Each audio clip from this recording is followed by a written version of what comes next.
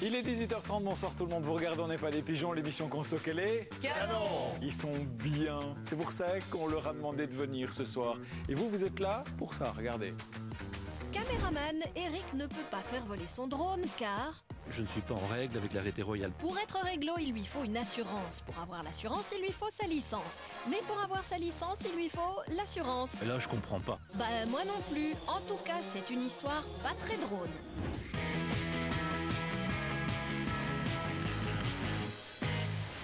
J'ai bien compris la petite voix dans le sommaire. On commence avec une drôle d'histoire. Eh oui, c'est très bien ça. Et jeu de mots de malade, hein. Excusez-moi de vous réveiller. Et donc on va Annie. parler de quoi? De drones, n'est-ce pas, qu'on voit régulièrement dans des manifestations populaires. Hein, donc c'est drôle de machines, d'insectes qui volent. Mais voilà, vous savez que la matière a été réglementée il n'y a pas longtemps. Et depuis qu'il y a une réglementation, eh ben, ça traîne. Et puis il y a des gens qui sont très très fâchés. Et on est allé faire un petit tour, vous allez voir, des tas de drones et surtout des gens super fâchés. C'est un reportage de Bernadette Goffinet. Avec son drone, Eric, caméraman professionnel, n'attend qu'une chose, pouvoir voler légalement et rentabiliser commercialement son nouvel outil. Seulement voilà. Et je ne peux plus voler avec un drone ni accepter de prestations tant que je ne suis pas en règle avec l'arrêté royal. Donc pour l'instant, je suis cloué au sol. Le vol de drone dans notre ciel est soumis à un arrêté royal qui date de 2015. Il est désormais autorisé sous conditions très strictes. La discipline est donc fort jeune et l'administration encore un peu confuse, notamment en termes d'immatriculation. Donc j'ai rempli les documents et comme j'étais inquiet de ne rien voir venir, je me suis rendu au SPF Finance. Et là, on m'a dit qu'il y avait un délai d'attente de plusieurs semaines, voire plusieurs mois. Et là, je ne comprends pas. C'est un peu comme si vous aviez acheté une nouvelle voiture et on vous dit vos plaques, vous les aurez d'ici quelques mois. Donc je trouve ça un peu bizarre. Eric a acquis 4 drones depuis 10 ans pour une valeur totale de 10 000 € qu'il doit amortir. Or, sans immatriculation, pas de licence, pas de vol. Je ne peux plus du tout amortir mon matériel puisque je ne peux plus rien facturer. Donc je suis en manque de revenus, effectivement. Patrick est instructeur, mais aussi le président de la Fédération du drone civil en Belgique. Il négocie directement avec le cabinet du ministre et selon lui, un grand pas vient tout juste d'être franchi. Le ministre a demandé à ce qu'on puisse informatiser au maximum les choses, parce que pour le moment, il faut savoir que bon nombre de demandes sont rentrées par voie postale ou juste par email. Et donc, effectivement, ça prend du temps. Mais c'est en voie de résorption, on va dire. La nouvelle est plutôt bonne pour Eric, qui en profite pour exposer un autre problème. Aucune compagnie n'accepte d'assurer son drone tant qu'il n'a pas sa licence. Or, pour passer sa licence, le drone doit être assuré. Que faire alors ? Une solution existe. Certaines compagnies couvrent le drone pendant la durée de l'examen pratique. Toutes les compagnies ne le font pas. Certaines compagnies le font à partir du moment où le candidat peut apporter la preuve qu'il a fait les démarches au niveau de l'administration et sur base du numéro de série de l'appareil. Donc on va se caler sur le numéro de série de l'appareil pour assurer son appareil le temps qu'il obtienne son immatriculation. Et comme une bonne nouvelle ne vient jamais seule, une fois l'examen pratique réussi, il ne faut plus que 2 à 4 jours pour obtenir la licence.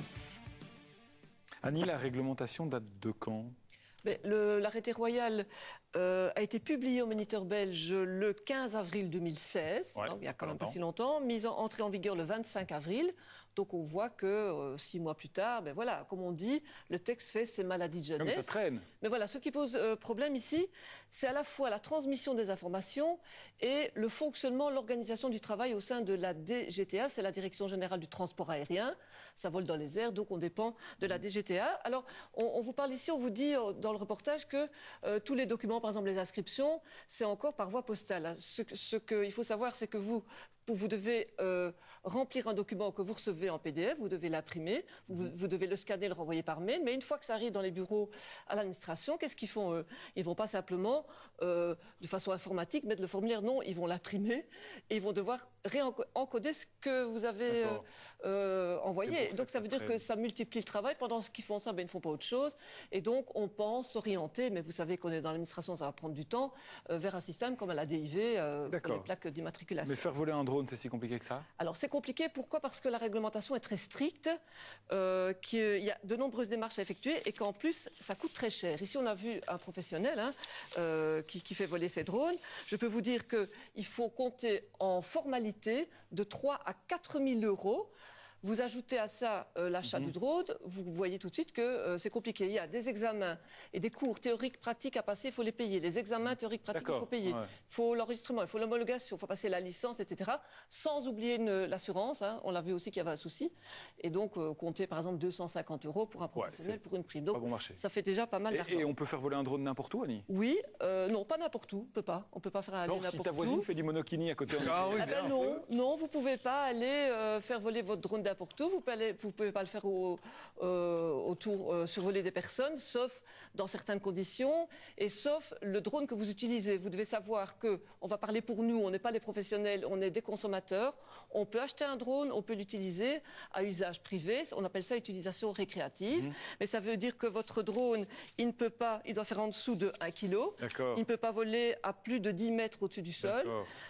Terrain privé, vous ne devez pas avoir d'attestation, etc. Donc c'est relativement simple, mais c'est très réglementé. Idem pour les drones un peu plus importants qu'on a vus, classe 1, classe 2, tout ça est soumis à des conditions très très strictes d'utilisation, on ne peut pas tout faire. Il y a des activités qu'on ne peut pas effectuer. Ah ben non, à votre avis, il y a des endroits qu'on ne peut pas survoler. Hein, si un terrain militaire, ça je doute, un aéroport aussi, on évite. Voilà, c'est ça. Et vous ne pouvez pas non plus voler dans les couloirs aériens, vous ne pouvez pas jeter des objets, pulvériser des trucs avec votre drone. Bon, bref, tout ça est très, très encadré et très strict.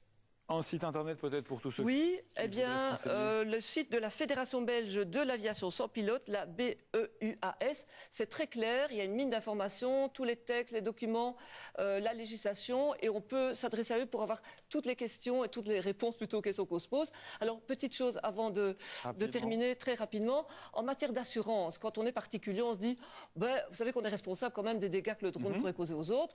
Oui, il y a une assurance familiale, faites attention, l'assurance familiale ne couvre pas tout, donc il faut absolument s'adresser à la compagnie d'assurance. Et dernière chose aussi, on a attiré mon attention là-dessus, les drones, ça fonctionne avec des batteries. Les batteries sont instables. Quand il faut la recharger, on vous demande, s'il vous plaît, ne partez pas faire vos courses pendant ce temps-là. Restez à proximité parce que ça risque de provoquer une petite incendie. C'était pour le dossier drone du jour.